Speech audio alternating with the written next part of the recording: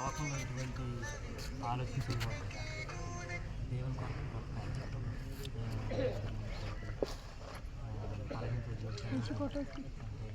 లోక సంబంధం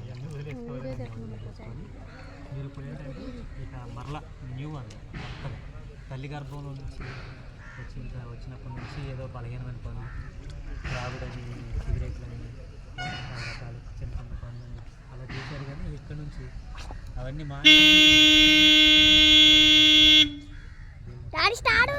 మిమ్మల్ని ఎవరైనా బలవంతం చేసి తీసుకొచ్చారా? మీ అంత మీరు హృదయపూర్వకంగా తీసుకుంటారు. మీ భార్య గారు కానీ, మీ మరదలు గారు కానీ, అగ్నేశం గారు కానీ, లేదా నేను కానీ ఎవరు చేయలేరు. కానీ ఎవరు ఈరోజు పొద్దున్న వరకు నాకు తెలియదు నేను తీసుకుంటాను. ఆదివారం చెప్పింది, నేను రేపు చెప్తానని తెల్లారి చెప్పాను. ఓకే, అయితే ఇష్టపూర్వకంగా తీసుకున్నారు. కానీ చాలా జాగ్రత్తగా దేవుళ్ళు ఉండాలి. ఇప్పుడు నుంచి ఏంటంటే మీకు ఇంకా శ్రమలు ఎక్కువైంది. చాలామంది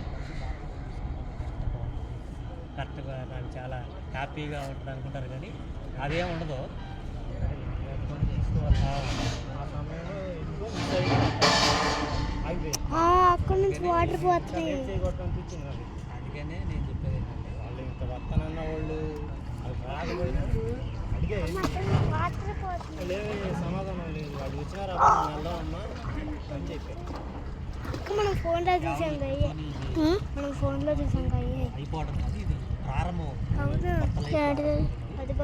ఎక్కడి నుంచి పోరాటాలు ఎక్కువ ఇంట్లో నుంచి, అలాగే బయట నుంచి, మీ శరీరంలో నుంచి ఇంకా పోరాటాలు మీరు బాప్తిజం తీసుకోవడం ఎందుకంటే కూడా ఎక్కువ అవుతాయి. వాటన్నిటిని మీరు జయించాలి.